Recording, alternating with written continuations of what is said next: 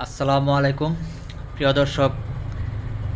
আজকে কথা বলবো খেলাধুলা নিয়ে। দেখুন, আমরা স্বাধীনতার ৫৩ বছর পার করে ফেলেছি।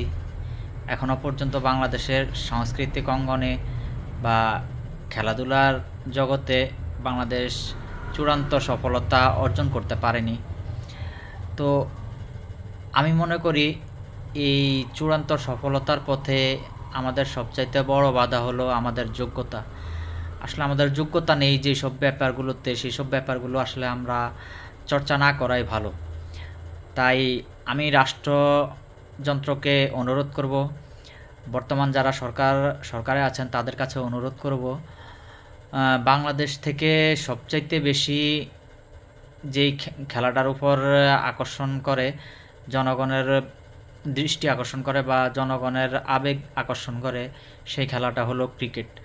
আমি বাংলাদেশ সরকারের কাছে, বর্তমান অন্তর্বর্তীকালীন সরকারের কাছে অনুরোধ রাখছি যে বাংলাদেশে ক্রিকেটটা আপাতত নিষিদ্ধ করা হোক। এই ক্রিকেট দিয়ে আসলে বাঙালির কিছু হবে না। বাংলাদেশিদের দিয়ে ক্রিকেটে মানে সর্বোচ্চ পর্যায়ে পৌঁছানো সম্ভব না। চেষ্টা তো করেছি আমরা, আসলে চেষ্টার কোনো ত্রুটি রাখিনি।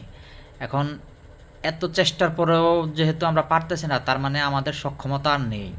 তাই আমি অনুরোধ করব, বাংলাদেশ ক্রিকেট বোর্ড বিলুপ্ত করে ক্রিকেট সংশ্লিষ্ট যেসব কর্মকাণ্ড বা যেসব স্টেডিয়াম আছে, সেসব স্টেডিয়ামগুলোকে হয়তো ফুটবল খেলার মাঠ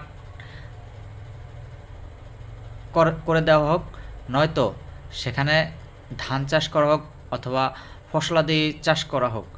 এই ক্রিকেটের পেছনে মাঠ, ঘাট, রাস্তা বা অর্থ সম্পদ যা কিছু ব্যয় হচ্ছে, তার চাইতে সবচাইতে বেশি ব্যয় হচ্ছে কিন্তু সময়। দেখুন, পৃথিবীতে দুইটা জিনিস কিনতে পাওয়া যায় না। এক, জীবন। একটা জীবন মানে রুহু ফুরিয়ে বের হয়ে গেলে, একটা শরীর থেকে একটা রুহু বের হয়ে গেলে সেই শরীরে পুনরায় আর রুহু ফিরিয়ে আনা যায় না। আর আরেকটা হলো সময়। এই যে মনে করেন আজকের যে তারিখ 14 তারিখ 2025 অক্টোবরের, এই তারিখটা আমার জীবনে বা আপনার জীবনে শুধুমাত্র আজকেই পেয়েছি। আমরা যত বছর বাঁচবো, যত দিন বাঁচবো, এই তারিখটা, এই সময়টা আর পাবো না। আর আমরা এই ক্রিকেটের পিছনে সবচাইতে বেশি ইনভেস্ট করতেছি টাকা পয়সা, অর্থ সম্পদের চেয়ে সবচাইতে বেশি ইনভেস্ট করতেছি সময়। হাজার হাজার লক্ষ লক্ষ কোটি কোটি কর্ম ঘন্টা আমরা বন্ধ রেখে আমরা ক্রিকেটের পিছনে মগ্ন থাকি, ক্রিকেট খেলার পিছনে মগ্ন থাকি। তাই